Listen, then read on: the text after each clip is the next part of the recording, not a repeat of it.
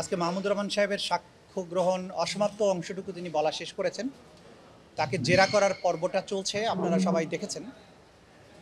তো আমরা যেহেতু ওনার মূল বক্তব্যটা শেষ হয়েছে, আমরা মোটা দাগে উনি যেসব বিষয় বলেছেন, প্রসিকিউশন এখান থেকে কি কি পেয়েছে সেই বিষয়টা একটু সংক্ষেপে আপনাদেরকে জানাতে চাই।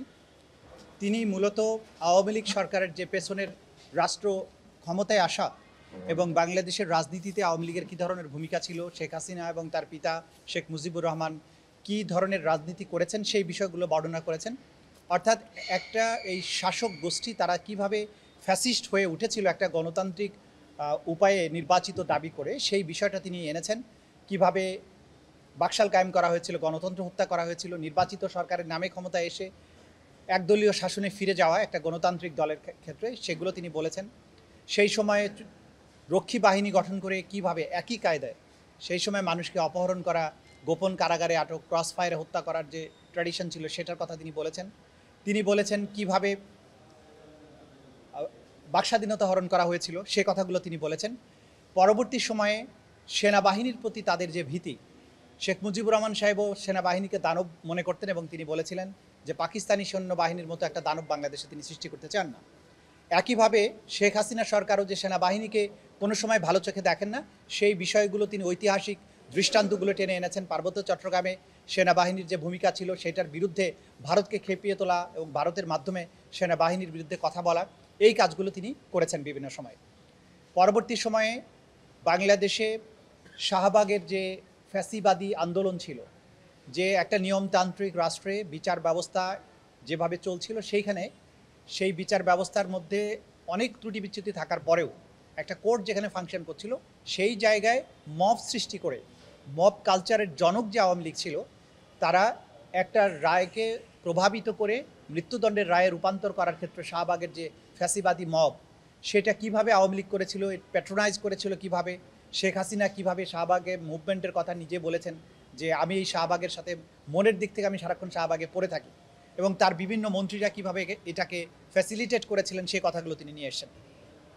তিনি আরও বলেছেন যে কিভাবে বিচার বিভাগকে তার ইচ্ছা পূরণের হাতিয়ার হিসাবে ব্যবহার করা হয়েছিল, কিভাবে দলীয় বিচারকদেরকে পদোন্নতি দেওয়া হয়েছে, মামলার রায় নিজের পক্ষে নিয়ে এসে পরবর্তী সেই সব বিচারককে পদোন্নতি দেওয়া, প্রধান বিচারপতি বানানো, এই কাজগুলো আওয়ামী লীগ সরকার করেছে।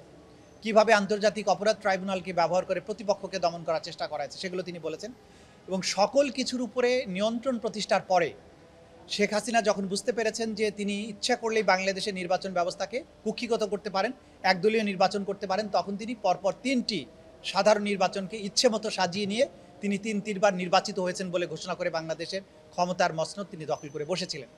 এই যে তার একটা ফ্যাসিবাদী রেজিমের উত্থান, কিভাবে সেটাকে ফুলে ফেঁপে বড় হয়ে ওঠা, তারপরে কিভাবে সেনাবাহিনীর অফিসারকে র্যাবে পোস্টিং দিয়ে তাদেরকে দিয়ে খুন করানো, অ্যাবডাকশন করানো, তাদেরকে গুম করে দেয়া, এই যে কালচার, এবং সেখানে তিনি নিজের অভিজ্ঞতা বর্ণনা করেছেন। টিএফআই সেলে গিয়ে তাকে কী ধরনের নির্যাতনের মুখোমুখি হতে হয়েছে, ওখানে অন্যদেরকে কিভাবে নির্যাতন করা হয়েছে, পুলিশের ডিবি কিভাবে নির্যাতন করেছে, এই যে পুরো পটভূমি, এবং একটা দল, একটা গোষ্ঠী ফ্যাসিস্ট হয়ে ওঠা, এবং জুলাই আগস্টের যে গণহত্যা হয়েছে, এই ছাত্রদের আন্দোলনকে দমন করার জন্য কিভাবে মারণাস্ত্র ব্যবহার করা হয়েছে, কিভাবে তাদেরকে কমান্ড দিয়ে পুরো বাহিনীকে ব্যবহার করে তাদেরকে লিথাল ওয়েপন ব্যবহার করে নির্মূল করার চেষ্টা করা হয়েছে, এই পুরো প্রেক্ষাপট তিনি তার সম্পূর্ণ বক্তব্যের মধ্য দিয়ে নিয়ে এসছেন। এবং এর মধ্য দিয়ে তিনি এই মামলার সামগ্রিকতাকে তিনি তুলে ধরেছেন। তিনি একজন চিন্তাবিদ হিসাবে, সাংবাদিক হিসাবে, লেখক হিসাবে, ইতিহাসবিদ হিসাবে আওয়ামী লীগের পেছনের ইতিহাস, বর্তমান ইতিহাস এবং জুলাই আগস্টের প্রেক্ষাপট তিনি তুলে ধরেছেন। এবং কিভাবে তারা ফ্যাসিবাদী হয়ে উঠে কতটা নৃশংস হতে পারে, এবং জাতিসংঘের রিপোর্ট, ইউরোপীয় ইউনিয়ন, আমেরিকান রিপোর্ট, সব কিছু পর্যালোচনা করে তিনি দেখিয়েছেন যে জুলাই আগস্টে ঘটে যাওয়া যে মানবতা বিরোধী অপরাধ, সেটা ছিল ওয়াইড স্প্রেড, সিস্টেম্যাটিক। শেখ হাসিনার কমান্ডে এটা হয়েছিল, একটা কমান্ড স্ট্রাকচার ফলো করে এটা হয়েছিল, পুরোটাই ছিল সুসংগঠিত।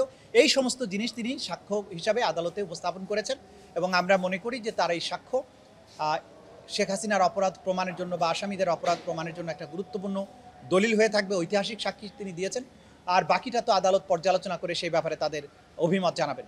এটাই ছিল আজকের দিনের মোটামুটি বক্তব্য। Thank you. প্রশ্ন না হলে খুব ভালো লাগে আর থ্যাংক ইউ।